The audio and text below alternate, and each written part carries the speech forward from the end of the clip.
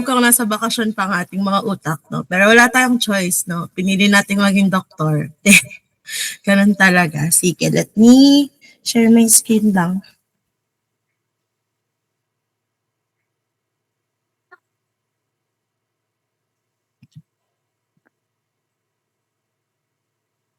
Ay, nakikita niyo ba? Okay. Kita naman, no? Sige. Nakuha niyo na? May slides? Yan ang gusto niyo, di ba? Uploaded na? Nakuha na? Okay, sige. Wait lang. Ay, di pala ako nag-attendance. Wait lang. Okay.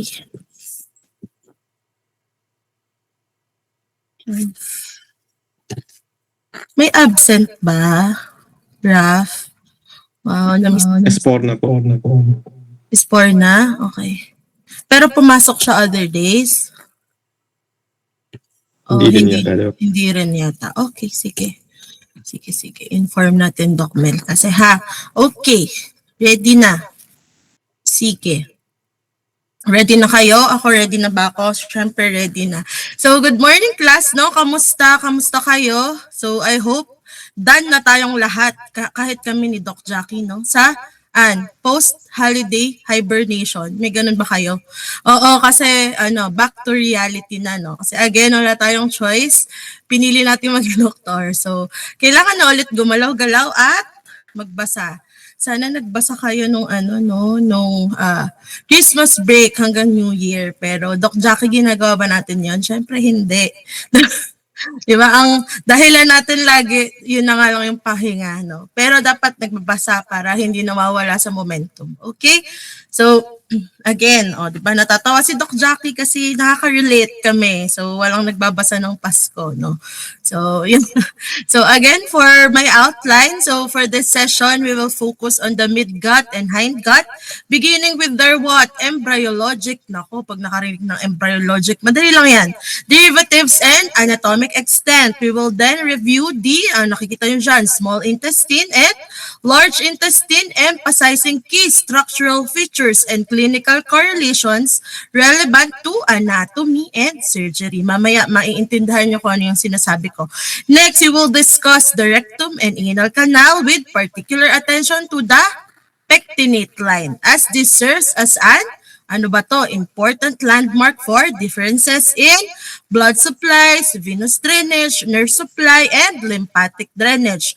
Following this, we will cover the arterial blood supply, highlighting the roles of your pag may tatandaan man kayo, ito na yon, your superior mesenteric artery, your inferior mesenteric artery. And we will then examine your venous drainage. And finally, we will review the nerve supply and lymphatic drainage, integrating this with, again, sinabi ko kanina, embryologic origin to reinforce understanding and, syempre, clinical application. So, let us begin with yung pinaka-favorite nyo, embryologic basis of the midgut and hindgut. Okay. So again, the GIT, your gastrointestinal tract, yun yung GIT is a complex system responsible for what? Saan siya responsible kaya? Sige, gisingin ko muna kayo. Sa tingin nyo, wala namang maling sagot pa sa ngayon. Pwedeng magkamali ngayon, wag lang sa exam. Responsible kaya for what si GIT? Function. Uy, ang dali. Di ba? Pag kumakain kayo. Digestion po. Thank you. Sino yon? Si Faye, si Jane, sumagot din. Thank you. Tama, for digestion. And kapag medyo nagmamagaling, ang sagot and absorption of nutrients. Pero thank you for answering. Correct, no? It develops from a single layer of cells in the embryo, which, anong nangyayari? Folds and differentiates into various organs. So for the embryological perspective, ano bang divisions ang meron tayo? Ito na yung dinidiscuss namin ni Doc Jesmos, no? Kanina, no, review, yung diniscuss ni Doc ay foregut. Ako ngayon, midgut and hindgut. Huwag malilito. O, pag sinabing foregut, ano bang ibig sabihin ni Doc Jesmos doon? Anong region ang sinabi niya? Nabanggit niya kanina, narinig ko. This region gives rise to, ito lang tatandaan nyo lagi, gives rise to the esophagus, stomach, liver, gallbladder, and pancreas. Again, esophagus, stomach, liver, gallbladder, and pancreas. Sabihan niyo ako kapag medyo nagdarap na naman ako na medyo mahaba kasi ito pero kaya niyo yan. And for the midgut, ano naman ang included sa kanya? This region, forms the what? Ito na, yung pag-uusapan natin ngayon, di ba? Forms the small intestine and part of the large intestine, while your hindgut develops into the remaining part of the large intestine, including your rectum and anus. Okay? Clear tayo doon? Clear. Okay, sige.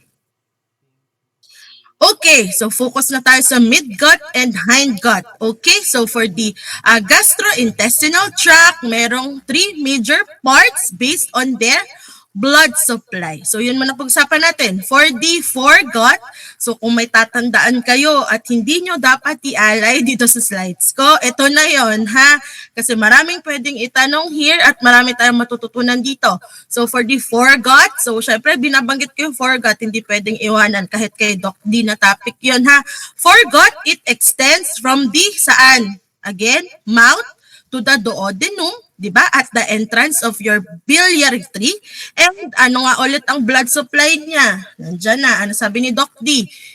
That's your celiac trunk. And for the midgut, midgut, it starts from the duodenum and continues saan? To the mas specific. It starts from the duodenum and continues to the proximal 2/3 of your transverse colon, diba? And it receives blood from your SMA, your superior mesenteric artery. While your hindgut, it begins from the distal 1/3 of your transverse colon and ends, syempre, saan? Sa anus, no? And blood supply for the hindgut is the inferior mesenteric artery, your IMA. Tawag namin IMA, no? Sige. Okay, let's go to your foregut. So, natin siya, i-discuss pa natin siya further. So, again, your foregut from esophagus, from mouth, di ba, to the duodenum at the level of your major duodenal papilla. Ano ulit yung bumubuo sa kanya? It consists of, again and again, esophagus, stomach, proximal duodenum, liver, gallbladder, pancreas, and spleen. And again, blood supply ay your celiac trunk. Ulit-ulit ako, alam nyo na yan. Dahil, favorite itanong. Okay, midgut. Okay, from your midgut is composed of from distal portion of the duodenum to proximal 2/3 of the transverse colon. Again, it consists of distal duodenum, jejunum, ileum, cecum, appendix, ascending colon, and the proximal 2/3 of your transverse colon. Okay, blood supply for this, for your midgut is your, again, superior mesenteric artery. Review na lang to nasabi na to kanina. And lastly, your hindgut from distal 1/3 of your transverse colon to anal canal. Again, above your pectinate line. Kapag sinabing pectinate line, ano ba yon? It is a line that what? I-discuss ko pa later. That separates the upper and lower parts of your anal canal. Your hindgut consists of distal 1/3 transverse colon, your descending colon, your sigmoid colon, and your rectum. Maliwanag tayo doon, ha? Kailangan alam nyo yan bago tayo mag-move further. Okay. Sige. Okay, just to emphasize, your pectinate or your dentate line, pareho lang yon, Question. O sige, tanong muna para magising. Why is the pectinate line not usually visible on routine inspection? Alam niyo ba yon na kapag nag-PE kayo, hindi niyo siya makikita on the usual PE, di ba? Pag sinabing inspection, physical exam. And under what clinical condition can it be visualized? So, sige, meron bang may alam? Kung wala, okay lang kasi medyo mahirap naman talaga yung tanong. Okay, so ang point ko dyan, your pectinate line, hindi mo siya makikita usually on routine inspection. So, bakit? So, sige. Sagutin natin. Wala. 5, 4, 3, 2, One, bakit siya hindi nakikita agad-agad? So, okay, ako na sasagot. So, the pectinate line is not usually visible on routine inspection because nasaan ba siya? Nasaan siya dun sa drawing? Nasaan? Di ba ito? Ay, ang nipis. Di ba ito? Oo. Dahil it lies within the anal canal above the, di ba, anal verge and the resting tone of the internal and external anal sphincters.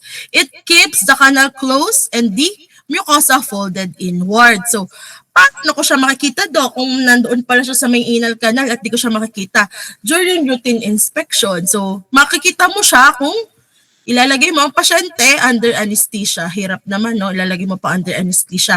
When, bakit? Ano ba nangyayari kapag nilagay mo na yung pasyente under the anesthesia?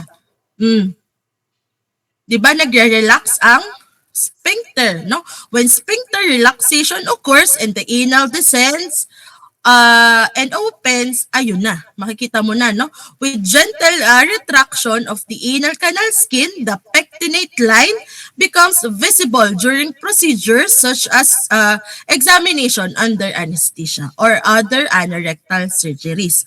Kaya, ayun, makikita lang natin siya kapag nag-relax na ang sphincter at kailangan pa i-retract kasi nga nandoon pa siya. It lies within the anal canal. Again, no, take note, take away natin here, again, pectinate line is not seen on inspection in clinical practice. Kapag doktor na kayo at may APE, no, physical exam ng mga workers, di nyo makikita yan. Baka ilagay nyo sa report na nakakita kayo ng pectinate line. Naku, mali. No? Not seen on inspection in clinical practice but under, again and again, anesthesia. The anal canal kasi, ano nangyayari? It descends down and the pectinate line can be seen on slight retraction of the anal canal skin. So, take note of that. Kasi di ba si pectinate line, important landmark siya to differentiate the upper and lower structures. Okay. Now we go to your small intestine. Okay. Small intestine, ano ba yan? Yung parang isaw? Yun ba yun? Oh, hindi. Now, small intestine has the greatest surface area. Gaano kahaba? 22 feet long. Ang haba, no? Kala nyo, ganun-ganun lang. Pero, kaya feeling natin hindi siya ganun kahaba kasi 'di ba? Parang lokot-lokot siya, naka-fold, no? It is the primary site of yung sinabi nyo kanina, absorption of nutrients from ingested food and it also plays a role in digestion and transit. Siyempre, di ba, pinapausad yung pagkain. And it extends from the pylorus to the ileocecal junction where the ileum joins the cecum. It is divided into 3 parts. Ano kaya yon? Nandiyan na. 3 parts ni small intestine. That's your duodenum, jejunum, and ileum. So, tandaan yun. Ako dati, litong-lito ako dyan. Pero, di ba, kilala niyo si Daniel Padilla. Siyempre, kilala niyo. Di ba, ang pangalan niya, Daniel John. So, walang kwentang mnemonic. Basta natandaan ko lang na DJ. So, DJI. So, duodenum, jejunum, and ileum. So, ano pa? Tatandaan natin here, small intestine, almost entirely supported by a mesentery, except for the majority of the duodenum. Ano nga ulit kapag sinabing mesentery? Parang nabanggit na namin to before. What do we mean by mesentery? Anyone? Pag sinabing mesentery, ano ba yun? Diba yung parang fan shape na sinasabi? Ano yun? Diba? Mesentery is nagbakasyon na talaga ang mga brain cells. Sige na patatawarin, kakabalik lang naman. Okay, mesentery is what? A fold of tissue, di ba yung sinasabi natin parang fan shape, no? Or membrane that attaches the intestine to the wall around the stomach area and anong ginagawa niya? It holds it in place. Mamaya, may picture ata ako ng mesentery. Okay? Sige. Okay, next. Eto medyo madugo ito, pero kung makikinig ka, maintindihan naman natin to ha. At kailangan tong aralin. Favorite din itanong. Kahit nung diplomate exam ko, no, tinanong-tanong to. So, kailangan master natin to by heart. So, here you can see the layers of the small intestine. So, just to be clear, from innermost to outermost ito. Again, innermost to outermost. So, first we have your mucosa. So ano ba si mucosa? This is the innermost layer, primarily responsible for the, again, ano sinabi nyo kanina, digestion and absorption. So your mucosa composed of three parts. Your epithelium, your lamina propria, and your muscularis mucosae. Again, your epithelium, your lamina propria, and your muscularis mucosae. So yung epithelium, syempre, nasa pangalan na, it lines the lumen, specialized for absorption. While your lamina propria, ano yon? Alam nyo na yan from previous SEM, no? Diba? Loose connective tissue that supports your epithelium, and it contains what? Blood vessels, lymphatics, and immune cells. While your muscularis mucosae, ano siya? Diba? Thin, smooth muscle layer, no?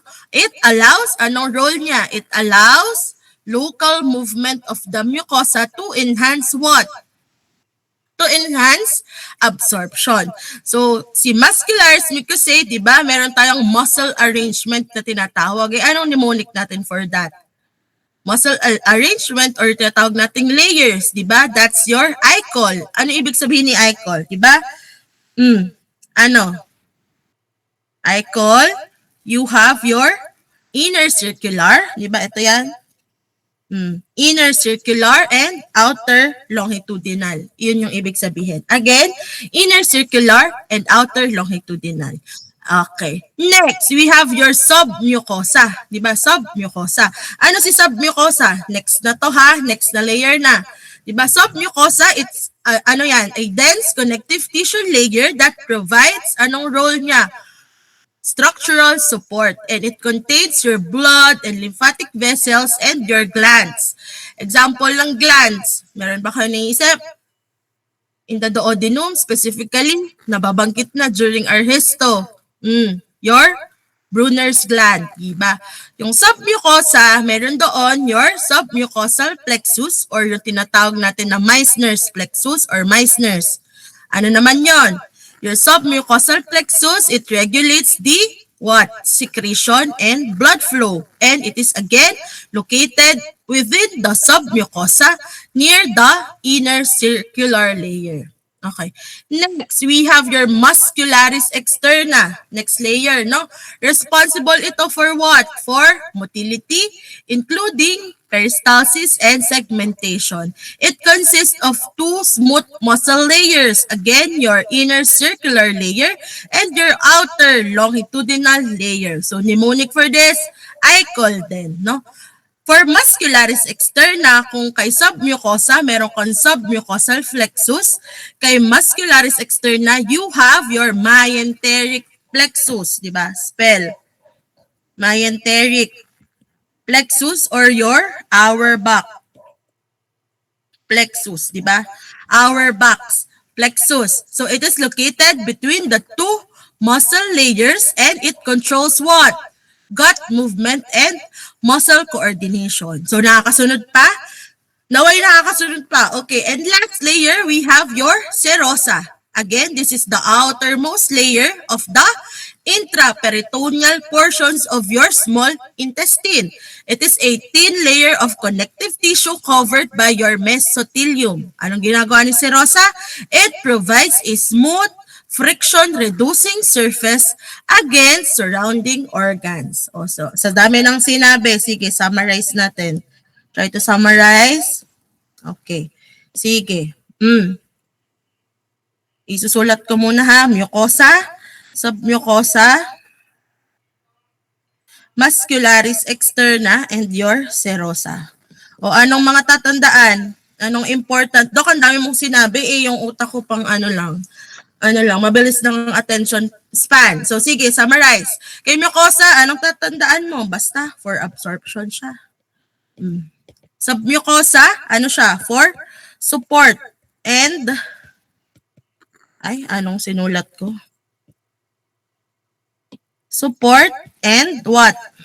Secretion control. Secretion control.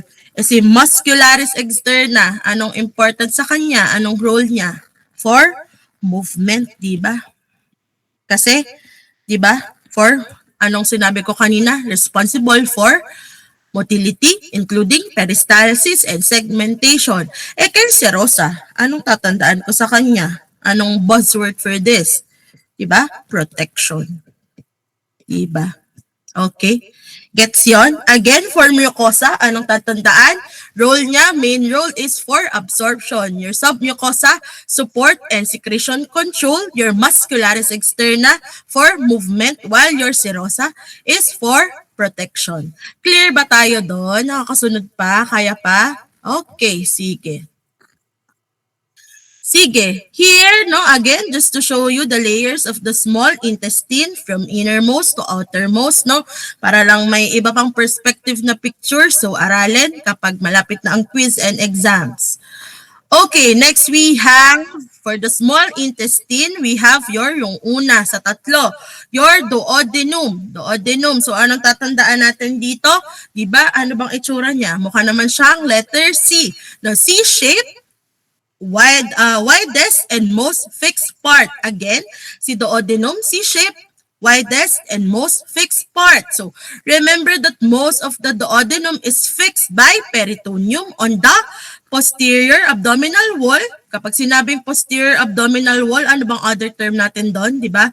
Retroperitoneal.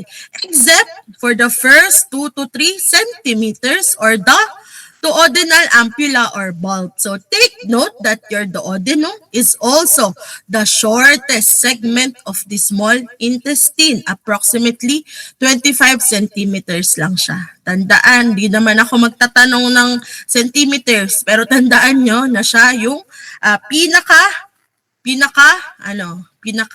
short, pinaka maikli.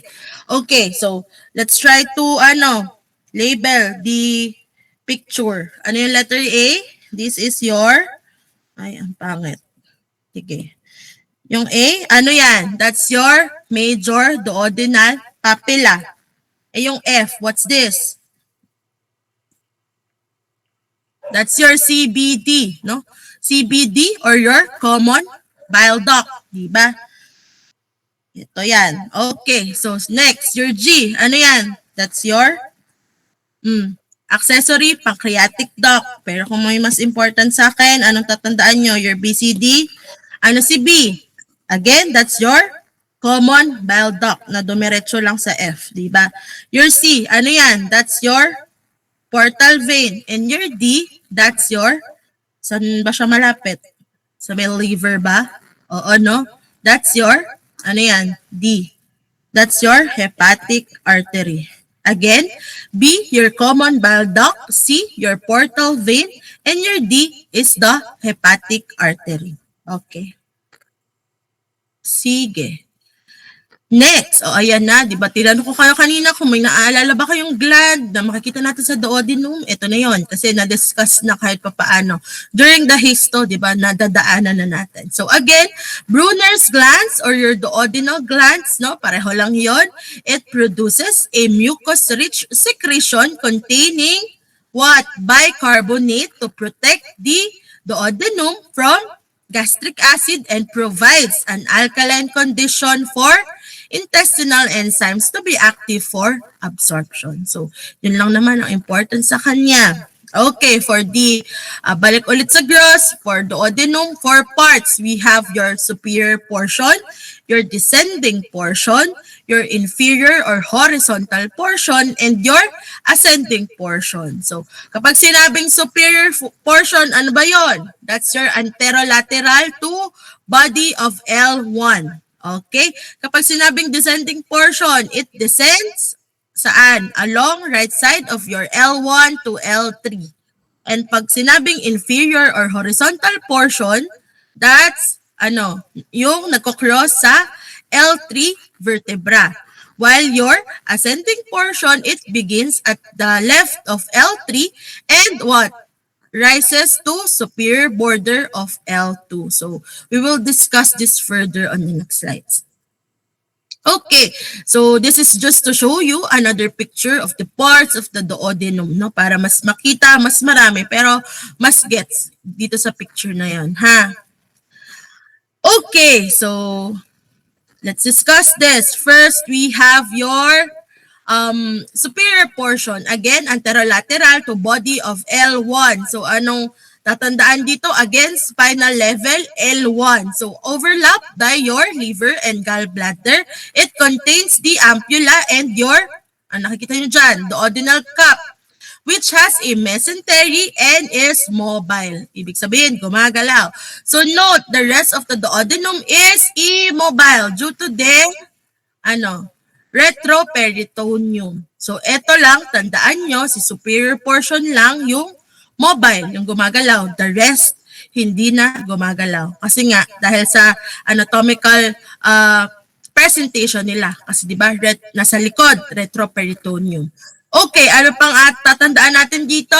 Lesser omentum is attached superiorly and greater omentum is attached inferiorly. And proximal part contains the hepatoduodenal ligament and part of the lesser omentum. So may tinatawag tayong Pringle maneuver. Ano ba yon? Alam niyo ba kung ano yon? Pringle maneuver. So, sa kapag nag-rotate na kayo sa surgery, favorite itanong ng mga surgeons. So, kapag sinabing Pringle maneuver, ano yon? Anong ginagawa natin? Hindi Pringles ha, Pringle maneuver. Baka nagugutom na eh. Pringle, pero ganyan yung spelling, maneuver. So, yung Pringle maneuver, so nice to know ito. Maganda rin na as early as now, alam nyo na to, no?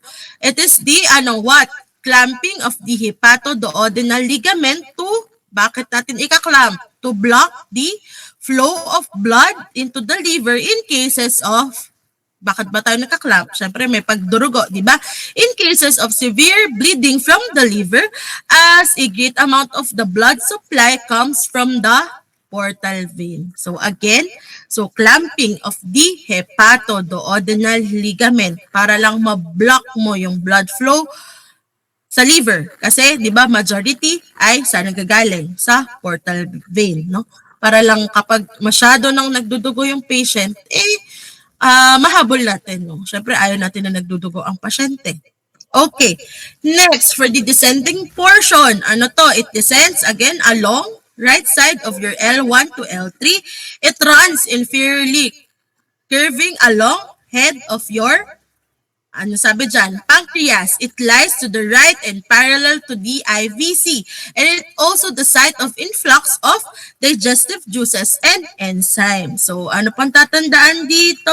Again, kanina, major duodenal papilla. Ngayon, minor duodenal papilla. Ano yon? It is the opening of the duct of your Santorini, na other term for accessory pancreatic duct. So, tandaan nyo na hindi lahat ng tao may, minor duodenal papilla or your duct of Santorini. So, 30% of the population kasi ay wala nito. So, pang Kuya Kim, no? May mga ganun pala, no? May mga anatomy na hindi lahat ng tao ay mayroon. Okay. So, next, for your inferior or horizontal portion, again, it crosses the L3 vertebra.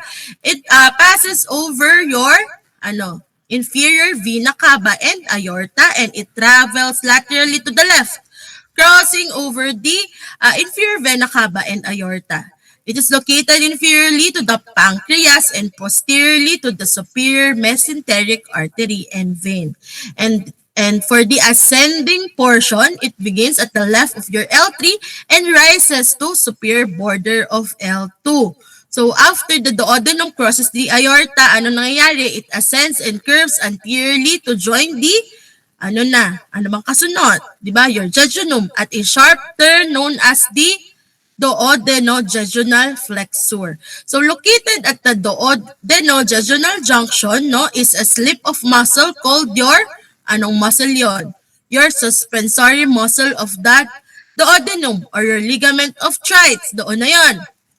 Contraction of this muscle widens the angle of flexure and aids movement of the intestinal contents into the jejunum. Okay. Sige. Okay, ano ba itong gusto kong tandaan nyo here? So again, remember, ano sabi dyan? The duodenum is retroperitoneal except for the first portion na, di ba? Sabi ko kanina, yung first portion lang ang mobile or yung gumagalaw. So again, no, the entire gut has a mesentery and there are parts of the midgut and the hindgut wherein the mesentery will fuse with posterior abdominal wall. Therefore, rendering that portion retroperitoneal, this includes the duodenum.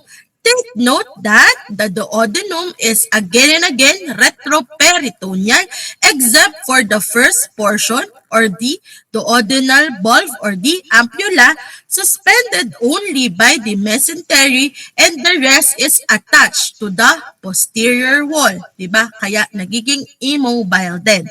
Again, except for the first segment, tandaan nyo to. The rest of the duodenum is retroperitoneal and has no mesentery and is fixed or immobile to the posterior abdominal cavity. Gets yon? Okay, gets yon. Okay, next, no? We have your jejunum and ileum. So, together, what? They are 6 to 7 meters long, no? Si jejunum 2/5, si ileum 3/5, no? Most of the jejunum saan natin nakikita? Sa left upper quadrant and most of the ileum saan natin makikita? Sa right lower quadrant, no? Ileum ends at the ileocecal junction or the union of your terminal ileum and cecum. So, yung picture, it lifted yan from Moore, no? Ano yan? Your jejunum and ileum. So, again, the jejunum begins at the duodenojejunal flexure and the ileum ends at the cecum. So, the combined term jejuno-ileum is sometimes used as an expression of the fact that there is no clear external line of demarcation between your jejunum and ileum. No? Medyo mahirap nating mahanap kung saan ba nag-e-end si jejunum, saan ba nag-start si ileum. Kaya daw, nag-coin tayo ng term na jejunum-ileum. Okay. Okay, although there is no clear line of demarcation between the jejunum and ileum, no, each have naman ay merong distinctive characteristics as seen on the table above. So, read the contents, no? Ang alam ko, galing pa to sa reviewer ko ng boards, no? Super high yield, kaya nilagay ko din dyan. Aralin dyan. Okay, ito ang i-discuss natin, no? Just to show you another table comparing the jejunum and ileum, no? Galing pa nga ito sa reviewer ko ng boards, no? Read natin ang table. Okay. So again, sa location, di ba sabi ko kanina, jejunum saan? Left upper quadrant. Si ileum ay sa right lower quadrant. So proximal 2/5 si jejunum, si ileum distal 3/5. Sa caliber wall, di ba? Mas thick and heavy ang wall ni jejunum. In terms of your plicae circularis, di ba? Si jejunum ang may large, tall, and more numerous ang plicae, no? And sa color or sa vascularity, sino daw ang mas mapula? Si jejunum, no? Deeper red. In terms of vasa recta arcades, sino ang mas mahaba? Si jejunum. And in terms of fat, sino ang mas may taba or mas mataba? That's your ileum. And in terms of lymphoid nodules, no, mas merong aggregations of lymphoid tissue si ileum and sa kanya tayo makakakita ng, tandaan nyo to, Peyer's patches. Okay? Remember that, no? Again, may naga-unmute. Sige, again, no? Plicae circularis are more, di ba, saan present? Are more present in jejunum. Ano nga ulit ang role or function ni plicae circularis kung naaalala pa? Sige. Wala pa rin, nasa bakasyon pa rin kayo. Sige, question. Ano nga ulit ang role or major function ni plicae circularis? Ay, may kausap pa naman pala ako. Medyo ano, confused lang ang mga mukha, pero at least may kausap ako. Wala. So, di ba your plica circularis slows down the flow of food to prolong exposure to digestive enzymes. Again, your plica circularis slows down the flow of food to prolong exposure to digestive enzymes. Naalala na? Correct? Or wala talaga? Sige. Okay. Sana kasunod pa kayo ha. Okay, so etong susunod kong slide, no, disclaimer lang, no, dito sa akin galing, pero tuwang-tuwa ako during the board exam kasi nag-stick siya sa akin nung tinuro nung nagre-review nung boards namin. Okay? And ituturo ko sa inyo kasi para sana matulungan kayo at hindi lang puro kalokohan from me ang matutunan nyo. Okay? Sige. Okay, so ano yung picture ko dyan? Sino ba yung nasa picture? Sige lang, para lang magising ko kayo. Nagising naman kayo. Oo, lahat naman tayo, di ba, may face. Oy, lahat tayo may face na ganyan. Naging ano ba yan? Si Liza Soberano yan, no? Diba? Parang face na medyo jejemon. Oh, bakit ko ginamit ang jejemon na term? O sige, tuturuan ko kayo kung paano natin siya maalala. So, okay. So, sulat nyo. Write with me, no? Para mas matandaan nyo. Okay, so sa jejunum, anong mnemonic ko dyan? So, merong daw may jejemon na walang makain. Kaya less fat siya. Diba? Jejemon is, diba, parang sounds like jejunum. So again, may jejemon na walang makain, kaya less fat siya. So mahilig at makapal ang makeup at lip tint niya, kaya mapula siya. So sinabi ko yung mahilig at makapal kasi 'di ba sabi ko kanina sa table, thicker caliber wall, lip tint mapula, 'di ba? Mas redder siya, 'di ba? Mas mapula, redder color vascularity in terms of vascularity. Lubak-lubak although makinis, sige la isa no. May medyo sorry na, medyo ang pangit ng mnemonic na to. So lubak-lubak ang face niya kasi anong tatandaan natin for this, 'di ba?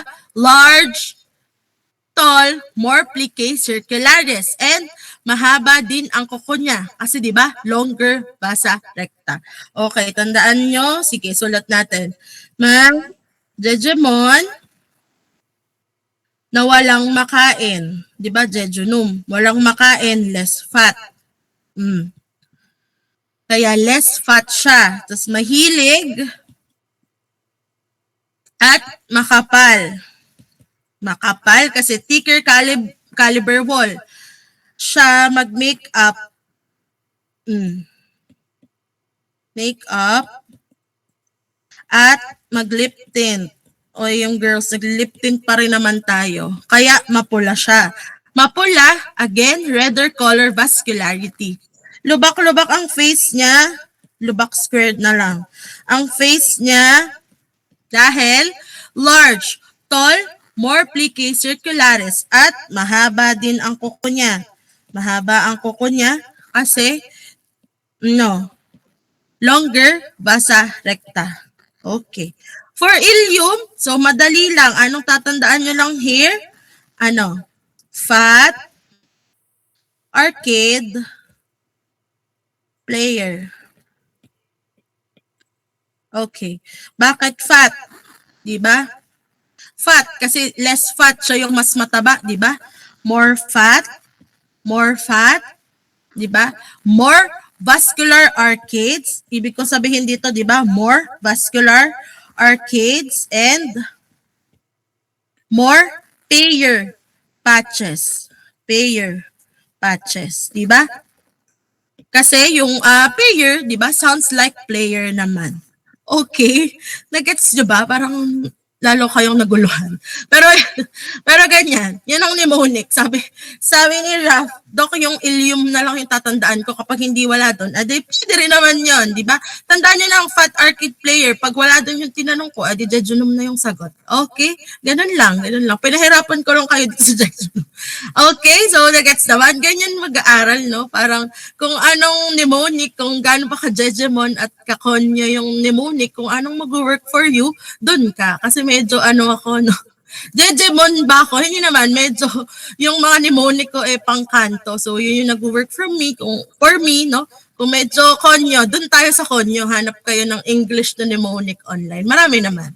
Okay, so tandaan nyo to ha. Again, etong table, high yield yan. So sana simulat nyo din to kahit ito ng fat arcade player, no? Again, more fat for ilium, more vascular arcades, and more payer patches. No, sounds like player. So, sana nasundan yon.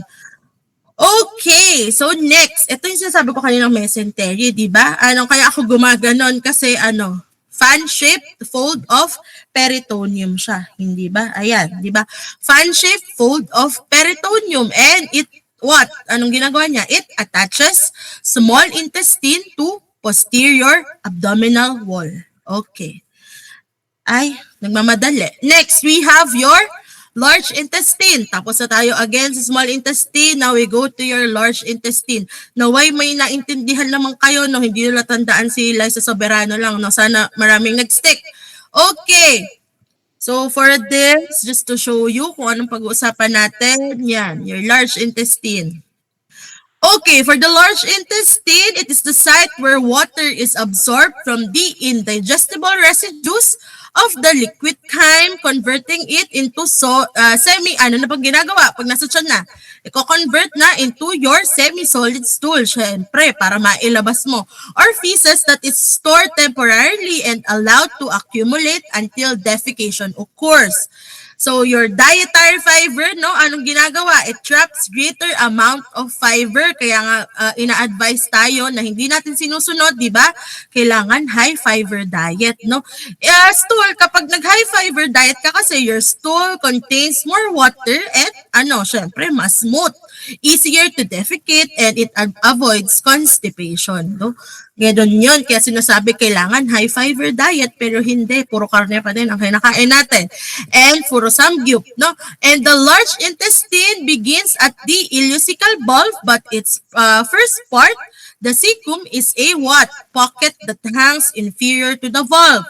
Again, your large intestine consists of, nandiyan sa picture, your appendix, pataas, no? From baba, pataas. Appendix, your cecum, your ascending, your transverse, descending, and sigmoid colon, going to your pababa ulit, rectum and anal canal. Okay. So for the large intestine pa rin, no, remember that it can be distinguished from your small intestine by, di ba, a much greater internal diameter. Tsaka, ano pang pwede nating makita sa large intestine na wala kay small intestine? Your omental appendices. Ano ba yon? Your omental appendices, that's your small, fatty, omentum-like projections. Kaya nga omental kasi omentum-like. No, ano pa? Yung hostra na wala din sa small intestine. What's your hostra? Sacculations yon. Kapag sinabing sacculations, anong ibig kong sabihin? Sack-like. Pag sinabing sack-like, sino kumakain ng longganisa? Ganon ang itsura, no? Si Doc naman, ikinumpera naman sa pagkain para mas maalala nyo. Your hostra, parang longganisa, di ba? Sack-like, sacculations, longganisa-like of the wall of the colon between your taenia coli. And it is formed by the semilunar folds as opposed to the plicae circularis in the small intestine, di ba? Fat arcade player. And the tonic contractions that shortens the part of the wall.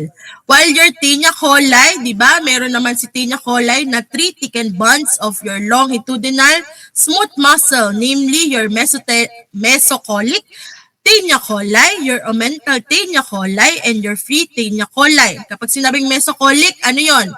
To which the transverse and sigmoid mesocolons attach, while your omental taenia coli, to which the omental appendices attach, while your free taenia coli, ano siya, to which neither mesocolons nor omental appendices are attached. So, it begins at the base of the appendix up until the rectosigmoid junction where they merge into again one continuous layer. And the first band of your longitudinal muscle is along the mesenteric aspect where the blood vessels, nerves, and lymphatics enter, with the remaining 2 bands on either side of the tube. Okay, sige. Okay, for the ileocecal region, basta ang tatandaan dito, it is where the terminal ileum enters the cecum obliquely and partly invaginates into it. So, sa nakikita, found in the iliac fossa of the right lower quadrant of the abdomen, inferior to the junction of the terminal ileum and cecum. So, just read on this pa, ha? Okay, ito just to show you the picture of the ileocecal region of your large intestine. Okay. So ito favorite din itanong kasi kapag nagjo-duty na kayo sa ER, ito ang madalas nyong makikita as a general practitioner na resident on duty sa ER, no. Na surgery na magagamit yung anatomy, no. So for the large intestine, anong makikita natin diyan? Your vermiform appendix or simply your appendix, no. It is a blind, ano ba to? Intestinal diverticulum rich in lymphoid tissue that arises from what? From the posteromedial aspect of the cecum inferior to the ileocecal junction. Saan siya makikita, di ba? Sa dulo ng cecum. It is usually deep to the junction of the lateral third and medial two-thirds of the spino-umbilical line. So, ano ba itong si appendix? Daw ano bang laging sinasabi? Parang wala naman daw siyang role. Kaya nga, kapag sumakit at namaga, di ba, tinatanggal natin. So, pero, ang sabi sa books, theoretically, it is an immunologic organ. Although, again, we can live without it. Di ba? May mga kakilala kayong wala ng appendix. Di ba? Si Maris Racal, di ba? Natanggalan na siya ng appendix, pero buhay pa rin siya. Kasi nga, we can live without it. So, the appendix has been found to play a role in mammalian mucosal immune function. No?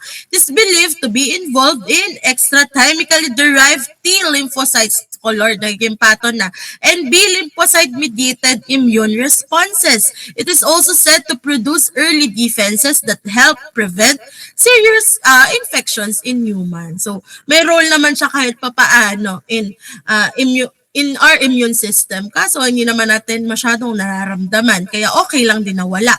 So, for the appendix, no, remember that it has no taenia coli, no. It is, and remember, take note, it is the only part of the colon that has complete layer of longitudinal smooth muscle, your appendix. Okay, so for the appendix pa rin, again, it is found. Saan ba sumasakit kapag may appendicitis na? Di ba? Saan nyo nakikita? Anong ginagawa nyo sa PE? Di ba? Ang una nyong tinitingnan, your right lower quadrant at the end of the mesentery proper, but can be, take note, abnormally found in other places if there are malrotations and can even be found retroperitoneally, usually, no, retrocecal. Your mesoappendix, no, it is the portion of the mesentery connecting the ileum to the appendix and has shorter triangular mesentery that comes from the posterior side of the mesentery of the terminal ileum, and it attaches to what? Cecum and proximal part of the appendix. And it contains, syempre, nasaan ka na ba? Nasa appendix, it contains your appendicular artery. Okay, for the blood supply, no, it is supplied again by your appendicular artery, branch of ileocolic artery, which is the terminal branch of the superior mesenteric artery, joined by the what? Ileocolic vein. Si ileocolic vein, ano siya? Tributary of your superior mesenteric vein. And the lymphatic drainage passes through the lymph nodes in the mesoappendix to the ileocolic lymph nodes found alongside the ileocolic artery. And remember that the efferent lymph nodes pass to the superior mesenteric lymph nodes and innervated by your afferent nerves, your sympathetic nerves of the T10 segment of your spinal cord. No, remember that. Okay, so for the appendix pa din, ano ba tong lagi nating naririnig na McBurney's point? So your McBurney's point is located 2/3 the distance from the navel, from the pusod, no?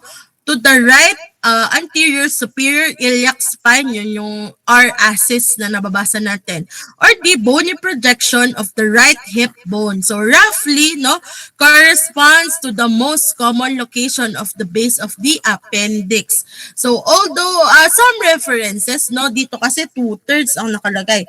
Some references say that 1/3 the distance instead of 2/3. No? Take note of that. Okay, so for the clinical correlation, so sige. So pag ba sinabing appendicitis, appendectomy, anong ibig nating sabihin doon? So, 'di ba appendicitis, 'di ba itis, kapag sinabing itis, kapag yung mga organ or yung word ay nilalagyan ng itis, anong ibig sabihin? Sige nga. Oh. Alam niyo na 'yan. Itis, nag-chat pa. Oh, inflammation. Thank you. Thank you, Kate. So, correct. No, kapag itis, inflammation. So, appendicitis, inflammation of the appendix. So, again, caused by yung friend ko kasi parang 2 weeks ago, no, nagka-share ko lang. So, share ko na yung story niya. So, sinasaktan siya ng tiyan. Tapos sabi niya, hindi na daw niya matiis. Tapos nung pinapalocate ko, sabi ko, saan masakit? Hindi niya maturo kung saan. So, vague pa. So, ang ginawa namin, pinaano na namin siya. So, ni-refer ko sa gastro. Tapos nag-suggest, ganun kayo, no? Pag GP na kayo, pag anong nangyayari? Pag friend mo kasi parang ang hirap i-manage, no? Parang nasa-stress ako kapag kakilala ko. So, ang ginawa ko, ni-refer sa gastro, no? Kwento lang para magising kayo. Tapos, pina-CT scan, pina-abdominal CT scan na namin siya agad-agad. So, it turns out, no, yung simpleng pagsakit-sakit, hindi naman siya talaga in pain, yung talagang kasi usually, ang appendicitis, dadating sa'yo sa ER, namamalipit na sa sakit. Yung friend ko, chill pa siya, nagpunta pa kami sa lamay, yung gano'n na, masakit lang daw yung tiyan niya, tapos parang may nausea na nasusuka-suka, pero hindi pa siya gano'n ka-in pain. Kaya parang ako, ano ba to? Appendicitis na ba to? Pero nung in-refer sa gastro, abdominal CT scan na siya. At it turns out, ayun na, surprise. So, ayun na, may appendicitis nga siya. So, right then and then, pina-ER na namin, pina-admit na siya at inoperahan siya nung gabi. No ba? Nung umaga, magkasama pa kami, nung gabi, inoperahan na siya. So, ganon, no? Kinikwento ko lang na hindi lahat ng makikita niyong pasyente ay parang yung presentation ay yung nababasa natin sa libro. Minsan parang sobrang vague, tapos yun pala appendicitis na. Okay, so tinatanong niya ako, sabi, ano bang cause nung appendicitis ko? O, sagutin natin, no? So, caused by swelling of the lymph nodes, no? Tapos kapag namaga na yung lymph nodes, anong mangyayari? Ini-occlude na niya yung lumen of the appendix. So again, occluding the lumen of the appendix and then trapping fluid. Matatrap na yung fluids causing bacteria to proliferate. Nako, kakalat na. Magkakaroon na ng pamamaga, swelling of the wall, and ma-occlude na rin yung blood supply. So take note that appendicitis in young people is usually caused by hyperplasia of lymphatic follicles in the appendix that occludes the lumen. While in older people, ano bang usual cause nito? It usually results from fecalit, no? A concentration that forms around the center of the fecal matter. When secretions from the appendix can escape, no? The appendix swells, mamamaga, stretching the visceral peritoneum. So, pag sinabing for appendectomy ka na, naku po, patay, no? Pag sinabing appendectomy, di ba, surgical removal na yon of the appendix may be performed through a transverse or gridiron incision centered at the McBurney's point. Kaya ako diniscuss kanina yung McBurney's point. During difficult appendectomies na nangyari doon sa friend ko, no, meron na siyang abdominal CT scan pero hindi pa rin halos na-locate ng surgeon yung kanyang appendix. So kapag ganun talagang exploratory ang gagawin, no? Hahanapin talaga yung appendix mo kung nasaan. So sabi dito, during difficult appendectomies, no, where one cannot seem to find the appendix, anong pwede mong gawin? I-explore mo nga. So anong pag-explore, anong gagawin? Basta hahanapin ko lang doon kung nasan yung dulo. Ganun ba? Hindi. may ano yon, kung anong hahanapin mo. Look for the, anong hahanapin mo, saan pa siya nakadikit? So, look for the cecum, di ba? Marked by your tinea coli, and susundan mo siya. Follow it back towards the appendix. Okay? Ganun ang gagawin, no? Gets nyo? Sana may napulot kayo na clinical correlation. Pero baka naman, ano lang, acute, ano ba to? Gastroenteritis lang, no? AGE lang, bigla mong pinasitis ka. Hindi naman, case to case, no? Mag-ano kayo? Yun ang importance ng history and physical exam, ha? Hindi lahat pinapatest, dok, may sa is naman siya nagpa-check, may pambayad. Hindi ganon. Dapat ang, lagi yung mindset, hindi na magastusan yung patient, no? Ano nyo sila, ma-diagnose nyo sila ng wala halos diagnostics na ginawa. Nung nakita mo pa lang, clinical eye mo pa lang, ma-diagnose mo na sila. Yun yung goal natin as a general practitioner, ha? Okay, so for acute appendicitis pa din, may question lang ako. Kasi medyo nasabi ko na yung iba kanina. So, what are the common etiologies of acute appendicitis, or what are the common causes of acute appendicitis? May nagka-appendicitis na ba sa inyo? Ano sa tingin nyo kaya yung common causes nito? Although nasabi ko na yung iba kanina, di ba? Nasabi ko na yung parang yung sa pamamaga ng lymph nodes or lymphoid hyperplasia, tsaka yung fecalit, di ba? Fecalit yung, di ba, hardened stool yun na nagpupunta saan? Sa appendiceal lumen, di ba? Sumisingit.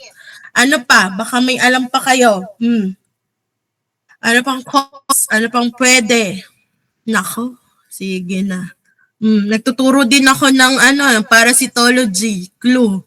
Kaya naisip ko to. Oh. Alam nyo na pwede ring mag-cause ng appendicitis ay intestinal parasites. Alam nyo ba yon? Oo, no? Particularly, anong parasite? Sorry, no? Parang, doc naman, first year pa lang kami. Magkikita din tayo next year at ako din ang teacher nyo. Parang ngayon pa lang, alam nyo na. Pwedeng cause ng acute appendicitis, intestinal parasites, particularly what? Your Ascaris, no? Ascaris lumbricoides na common sa mga bata kasi mahilig magsubo ng kamay, di ba?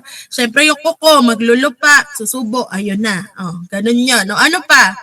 Sinong mahilig kumain ng seeds, ng fruits? Di ba sinasabi ng matatanda, huwag niyong lulunin kasi tutubo doon. Hindi pala yung tutubo. Ang ano pala nun ay pupunta. Pwede siyang pumunta sa inyong appendix. Mahilig ba kayong, laman tiyan din naman yan to, ang hirap tanggalin ng buto eh. Lununin ko na lang. So ano pa? Pwedeng etiology din ay foreign bodies such as your vegetable or fruit seeds. No? Ang dami niyang learnings today. Kaya wag niyo nang lulunin yung yung buto, no? Buto ng pakwan do. Ay, ang laki. Ano pa? May tinatawag pa tayong inspissated barium, pero medyo technical to, no? Yung binibigay natin ng mga contrast during diagnostics. Kunyari, nagpa-MRI, nagpa-CT scan, tapos bigay ng contrast, ay nakakatakot, no? Pwedeng pumunta sa appendix at nag-appendicitis ka pa. Ano pa? Yung sinabi ko na kanina, lymphoid hyperplasia, commonly following infection, especially in children and young adults. And luminal obstruction, syempre, leading to increased intraluminal pressure explained by your Laplace law. Okay, medyo technical na yan, pero nice to know. And yung most common cause ay yung fecalit nga, di ba? Yung hardened stool na hindi nyo nailabas na sumingit doon sa appendix. Okay, so remember that all these factors contribute to luminal obstruction, which initiates the inflammatory cascade seen in your acute appendicitis. So, okay ba yun? No? Maraming learnings. Okay. So, next is your colon. So, colon has 5 parts that encircle the small intestine and succeed one another in an arch. No? Namely, your cecum, your ascending colon, di ba? Your cecum, your ascending colon, your transverse colon, your descending colon, and your sigmoid colon. No? Ganun siya aralin. May flow, pagkakasunod-sunod. Okay. For the cecum, ayan na, may pa-arrow na ako. It is the first part of the large intestine. Blind intestinal pouch ito, approximately 7.5 centimeters in diameter and widest portion ito of the colon. No, tip, tandaan nyo kung sino ba yung widest, shortest, longest. Syempre, no, malamang sa malamang, itatanong yon kasi ano yon, must know.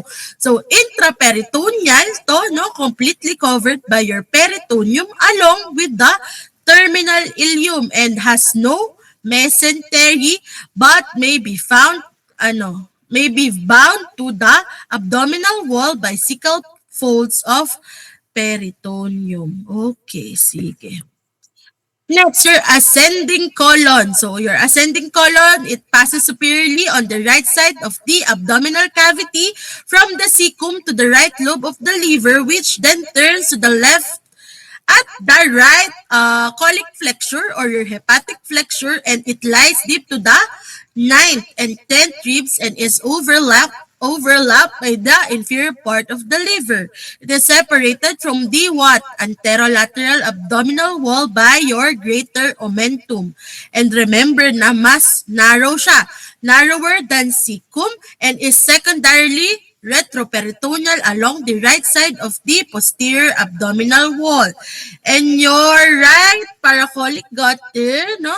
Deep vertical groove line with your parietal peritoneum that lies between the lateral aspect of the ascending colon and the adjacent abdominal wall. Next, we have your transverse colon naman. Ito, third and longest part of the large intestine. Again, longest part. Sino si widest? Si cecum. So, transverse colon is also the most mobile part and intraperitoneally siya nakikita.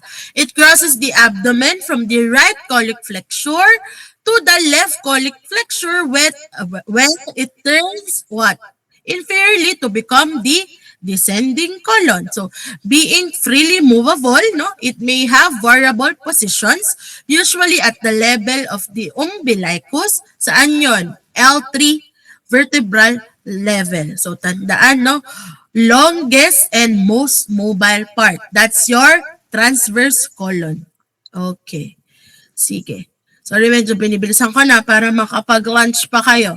Okay, so for your descending colon, no, it occupies a secondarily retroperitoneal position between the left colic flexure and the left iliac fossa where it is continuous with the sigmoid colon. And as it descends, no, it passes anterior to the lateral border of the left kidney and it forms the left paracolic gutter. Okay. For the sigmoid colon, no, tandaan, highly variable ito in length and disposition, ending at the recto-sigmoid junction. So, the tinea, your hostra, and your omental appendices cease at the junction located anterior to the third sacral segment. So, intraperitoneal and attaches to the rectum. So, it extends from iliac fossa to the third sacral, your S3 vertebra. So, yung figure above, no, ano yan, variations and position of your sigmoid colon, no. Typical, syempre, short, straight, obliquely into pelvis, no. Looping to the right side and ascending high into the abdomen. Okay, nandiyan pa ba kayo? Di na akong papabreak ha, para medyo kung may time pa, maka-break kayo ng early. Okay, so sana nandyan pa. So, now we go to your rectum and anal canal. O, konti na lang, nasa dulo na tayo ng walang hanggan. Okay, so this is just to show you the picture, no? Medyo toxic from netter, pero nice na i-scan nyo lang para mas maintindihan nyo kung ano bang dapat natitandaan here. Okay, for the rectum, no? It is the pelvic part of the digestive tract and is continuous proximally with the sigmoid colon and distally with the anal canal. So, it accumulates and temporarily stores what? Syempre, your feces. Your rectosigmoid junction lies anterior to the S3 vertebra. And dito, no more tinea coli. So, these spread to form a continuous outer longitudinal layer and the fatty omental appendices are discontinued. And tandaan din, for the rectum, no more semilunar folds. No? Wala nang semilunar folds. Okay, so for the rectum pa din, so your transverse rectal folds or the valves of Houston, no, it slows down the peristaltic rush or fecal transit to the rectum in order to delay the defecation reflex. And the ampulla or your transverse rectal folds, it is the dilated terminal portion and receives and holds fecal mass until it is expelled by defecation. So again, valves of Houston's are unique to humans. No, it divide the rectum into 3 to 4 chambers and support the weight of feces, slowing its exit. Okay, in terms of pouches, ano bang tatandaan natin dito? Pag sinabing pouches, ano to? Landmarks or points of reference, di ba? Would differ depending on the saan. Depending on the gender. So, for females, syempre, di ba, ano bang meron kami? Syempre, kami ang may uterus. So, recto-uterine pouch or cul-de-sac of Douglas ang meron kami. So, lies between the posterior wall of the uterus, syempre, nasa pangalan na, and the rectum. And we have your uterovesical pouch, no? It lies anterior to the uterus, which separates it from the urinary bladder. And for the males, syempre, anong meron sila? We have the rectovesical pouch. It lies between the rectum and the urinary bladder. So remember that. Okay, just to show you the difference between the female and male rectum. Syempre, talagang magkaiba. Okay, for the anal canal, no, terminal part of the large intestine and of the entire digestive tract. It serves as a transitory point to collect fecal material, and it extends from the superior aspect of the pelvic diaphragm to the anus, and it begins at the distal end of the rectal ampulla where it narrows at the level of the U-shaped sling formed by the puborectalis muscle and ends at the anal verge, no, along the butt cheeks. Okay, it has a complete layer of muscularis externa, no tinea coli, and mucosa is smooth with no semilunar folds and non-absorptive siya. So for the anal canal, so important concepts ito na in-enumerate ko na. So anong ibig sabihin? Read more on this kasi di talaga natin madidiscuss lahat kasi limited lang ang time natin for today's session. Okay, so for anal canal pa din, anong gusto ko pang tandaan nyo dito? Your anal columns of Morgagni.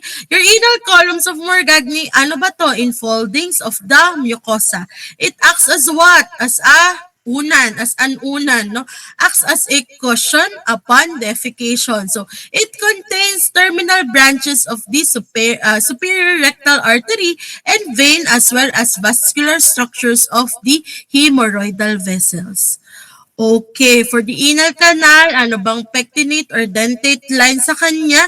So ano to, a regular line, no? Ayan yung discuss na din natin kanina, formed by the inferior comb-shaped limit of the anal valve. So it marks the change from the intestinal epithelium, di ba? Your simple columnar epithelium to skin. Kapag nasa skin na, ano ng lining, your non-keratinized stratified squamous epithelium na. And again, your pectinate or your dentate line, it serves as a surgical landmark, no? Important landmark.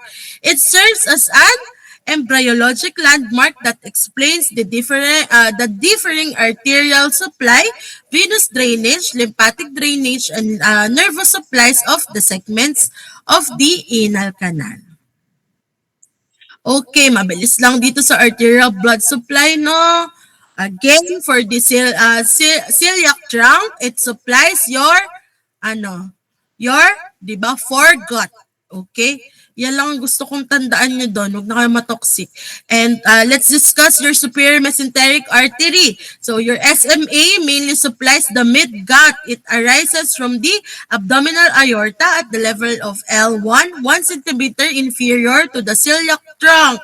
Runs between the what layers of your mesentery, and it supplies your SMA supplies the duodenojejunal junction to your ileocecal valve and the proximal two-thirds of the transverse colon. Again, your SMA gives off branches to small bowel along the course of the mesentery proper.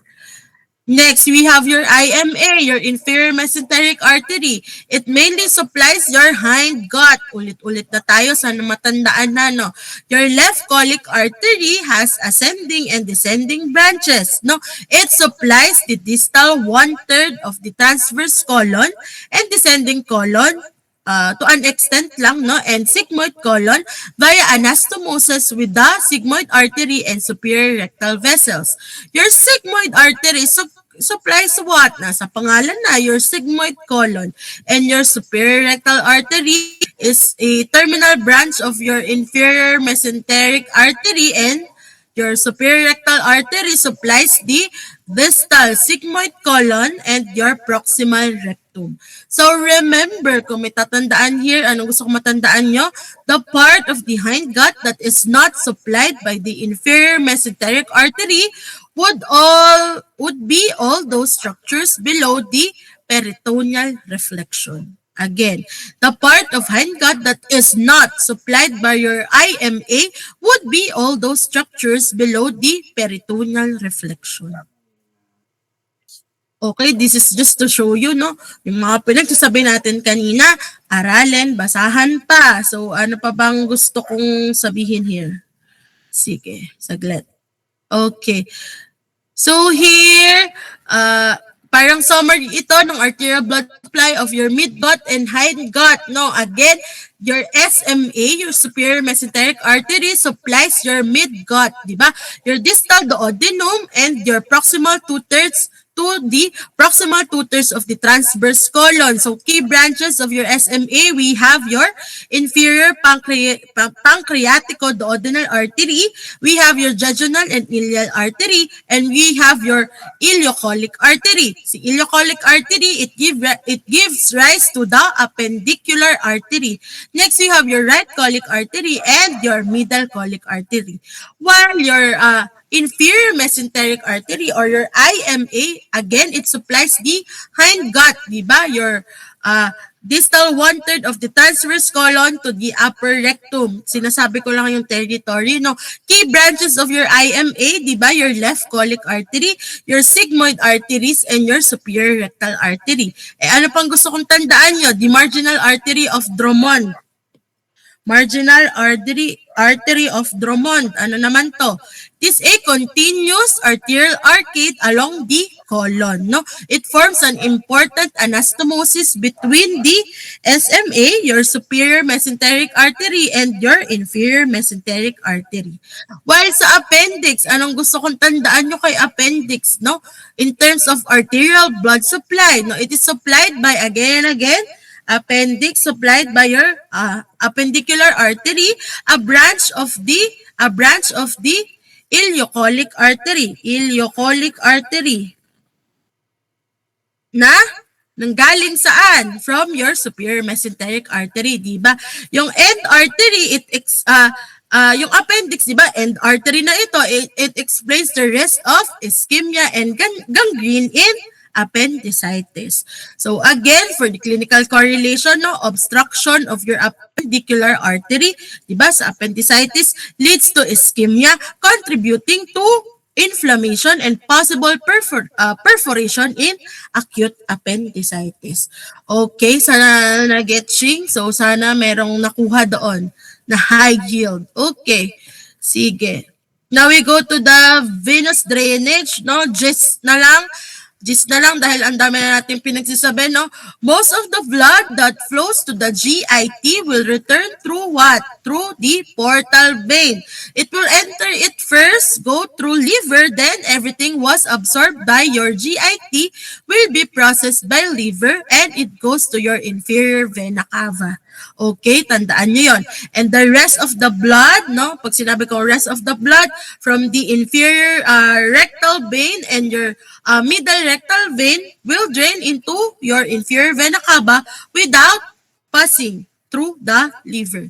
Okay, yun ang gusto kong tandaan nyo here. Okay, ito ang mabilisang discussion dito, no? We have your superior mesenteric vein, your inferior mesenteric vein, and your hepatic portal vein. Si superior mesenteric vein, anong ginagawa niya? It drains rest of colon and rest of small bowel up to the second part of your duodenum, and it joins the splenic vein to form the hepatic portal vein. While your inferior mesenteric vein, anong ginagawa niya? It drains the rectals, the superior rectals, your sigmoids, and descending colon, and it drains into splenic vein. While your hepatic portal vein, no, does not drain directly into the systemic circulation. It drains to liver to be processed by the body. And remember, in the hepatic portal vein, no, 75 to 80% of the blood to the liver comes from the portal vein and not the hepatic artery. Tandaan nyo yun. Okay, for the nerve supply of your midgut and hindgut, remember that they are innervated by the autonomic nervous system. Mostly, kapag sinabing autonomic nervous system, nako, fisyo. Mostly, di ba, involuntary. Okay. Sige. For the midgut, no, sympathetics in intestine supplied by celiac and superior mesenteric ganglion, and sympathetics in colon, no, part of the midgut is supplied by the superior mesenteric ganglion.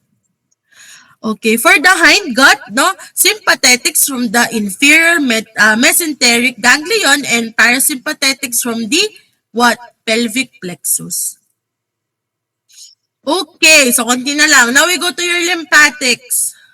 Okay. For the lymphatics, no, midgut in the small intestine, no, lymph drainage would be as follows. Your lacteals, your juxta-intestinal lymph nodes, your mesenteric, your superior central, and your para-aortic lymph nodes. In the large intestine, remember, lymph drains to your ileocolic lymph nodes, your right and middle colic lymph nodes, and mesenteric lymph nodes. Sa hindgut, ang gusto ko lang tandaan nyo dito, your paracolic lymph nodes and left colic lymph nodes drain to the inferior mesenteric lymph nodes. Okay, so for the cadaveric dissection, para lang kapag bago tayo mag-dissect, no, meron pa kayong matandaan ba kung na para hindi kayo nabibigla kapag nandun na tayo, nagda-dissect na tayo. Okay, so sige. So, abdominal viscera from the front, no? Halata naman sa harap.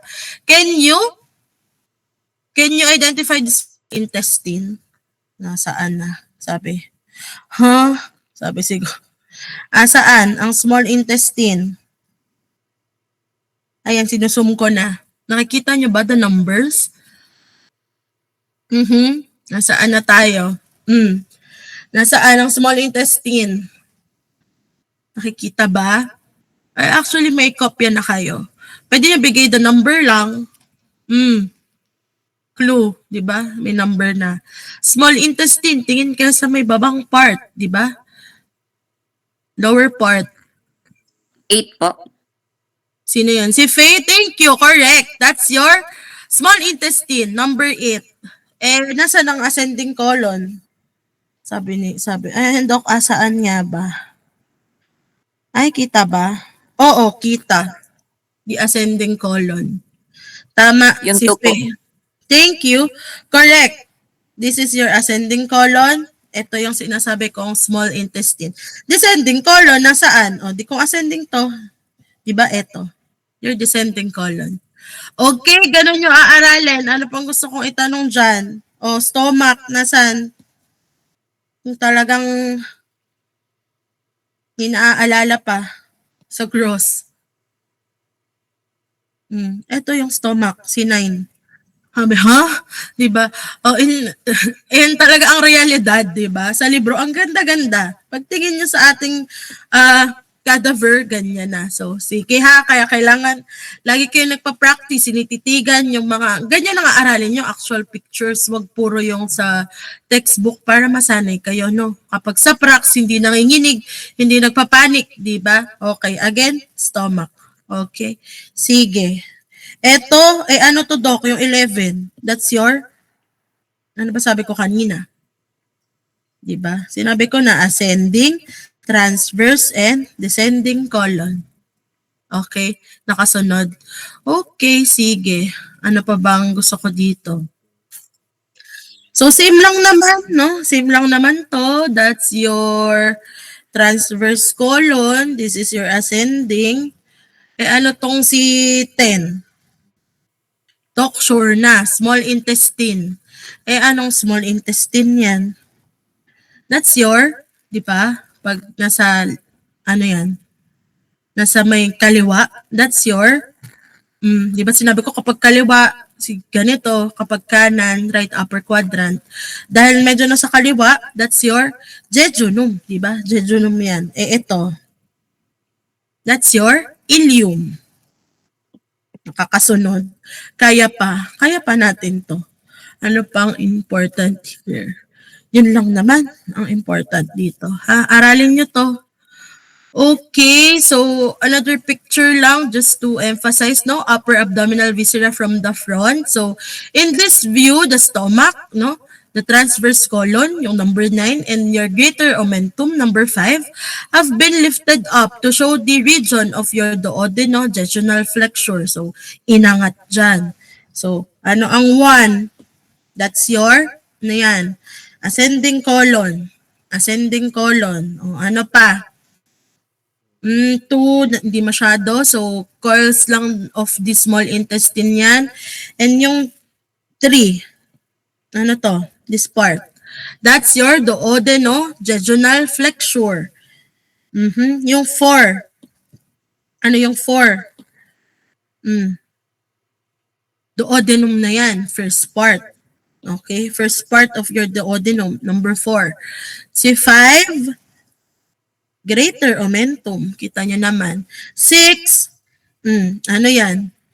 Pababa na. Diba? After duodenum, we have your jejunum. 7, mesentery. Diba? 9 is your transverse colon and 10 is your transverse mesocolon. Okay? Ito naman, mesentery and colon from the front. No? Pinapractice ko lang kayo, ha? Okay, sige. Hindi ko din makita ang hinahanap ko. Sige. Ba na-cut? Okay, ayun. Nakita ko na. Ano to? That's your, ano yan? Ano yan? That's your appendices epiploiceae. O sige, sulat natin. Appendices epiplo. Okay. Okay. Eto. Ayan, ang tagal natin pinag-usapan yan. That's your number 2. That's your appendix, no? 3, ascending colon. Ascending colon yan. 4, your, nasaan na ba yun? Okay. Teka, burahin muna natin.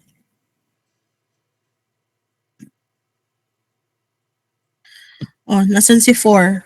Makita. Okay. 5. Curls of your small intestine. Ayun, nakita ko na. 4 is your cecum. Okay. 6, distal ileum. 7, again, your duodenojejunal junction. 8, that's your, pag nakita kayong ganyan, omentum na agad. Greater omentum. Si 10, ano ba to? Sa may taas. Liver na yan. Okay? 16, transverse colon. So may nakita kayong nakahiga, transverse colon na. Okay? So ganun ang pag-aaral. Okay, sige. Let's discuss this one. So ano bang gusto kong maalala nyo here? So sana nandyan pa kayo, no? 11:30 pa lang naman. So tandaan natin, no? Ano bang take home points ko para sa inyo, no? Take home points, no? In terms of embryologic territory, tandaan na the midgut extends again and again from the lower or distal part of the duodenum up to the, saan nga ulit? Proximal 2/3 of the transverse colon. While the hindgut begins at the what? Distal 1/3 of the transverse colon and extends down to the inner canal above the pectinate line. So, to visualize this, no, please bear with me, no, kumuha lang ako ng drawing kasi hindi ako marunong mag-drawing. So, to visualize this, no, let us follow the path of food, no. When food enters dito siya, di ba, esophagus and passes into the stomach, it then proceeds to the upper part of the duodenum where it mixes with bile and pancreatic secretions. And all of these structures belong to the, ano yung pinagsasabi ko na yon? Belongs to the foregut, yung diniscuss ni Doc Jesmos, which is supplied by the, by the celiac trunk of abdominal aorta. As food moves further down to the lower part of the duodenum, no, it enters the it enters the midgut, no? The midgut includes the distal duodenum, your jejunum, and your ileum, appendix, and your cecum. Cecum, ascending colon, and the proximal 2/3 of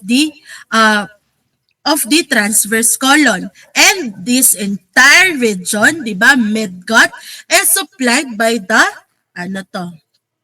by the superior mesenteric artery. Maliwanag, nakakasunod pa? No? Are you still with me? Sana, no? Okay, so beyond this point, teka, burahin lang natin. Okay, so beyond this point, no, the distal 1/3 of your transverse colon, eto yon, distal 1/3 of the transverse colon, followed by the descending colon, your sigmoid colon, rectum up to the anal canal above. No, sumobra ko. Diba? Dito. Rectal, anal canal above the pectinate line comprise the hindgut. So, the hindgut is supplied by the what? Diba? Ito na yan. Your inferior mesenteric artery. So, high yield yung drawing na ito, no? So, aralin nyo at try nyo ding sulat-sulatan habang inaaral nyo tong pinag-usapan natin ngayong morning, no? So, high yield takeaway for this, again, for the foregut, supplied by your celiac trunk, for your midgut, di ba, supplied by your superior mesenteric artery, and for the hindgut, di ba, supplied by your inferior mesenteric artery. Okay? Na-gets yun, no? Nakasunod naman kayo doon. So, ganun nyo siya aaralin. So, okay? So, questions, clarifications, violent reactions, Dok, ang bilis mo magsalita, yung mga So, sana nakasunod naman. So, these are my references, no? Medyo struggle ko this topic, kaya sana may nakuha kayo kahit na medyo kalokohan lang yung mnemonic ko. Kasi nung estudyante ako, ito yung inaalay ko. Huwag niyong gagayahin, no? Oo, kasi hindi ko masyadong bet itong midgut and hindgut, pero kailangan nating aralin. Kasi para pag may dumating na pasyenteng may appendicitis, hindi mo pwedeng sabihin, inalay ko po nung med school yan, kaya di ko alam. Pwede ba yon? Hindi pwede yon. So kailangan nating aralin lahat. Kasi sa board exam, may hirapan din, tayo din ang may hirapan, no? Based on, experience. So, hirap na hirap ako ng board exam kasi yung mga inalay ko kailangan mo lang inaalay. Okay, so, mag-stop na ako ng share. Wait lang, para makita ko kayo. Dehydrate at ako. Wait lang, ko ha. Screenshot ako, doon nagpapaalam lang, attendance. Okay, thank you. At may kausap pa pala ako, ako iniwan. So, with that, questions, clarifications, kung may questions at noon lang naalala, email nyo ko. Pwede rin i-message si Raf, no? Tapos isi-send sa akin. If wala na, questions. Nice to see you again, guys, no? Na-miss ko kayo ang haba ng bakasyon, no? Pero ngayon mag-aaral na tayo. Okay? At see you next week sa face-to-face. At magda-dissect na ulit. Okay? At malapit na ang Feb, no? I-support niyo naman yung MSC sa mga kalokohan namin, di ba, Raf? Support nila tayo. Okay? O sige, nalilet go ko na kayo and wait na lang kayo ng announcement ni Doc kasi baka dumalit siya later. Okay? Sige, thank you for listening at hindi niyo ako tinulugan. Welcome back. Bye-bye.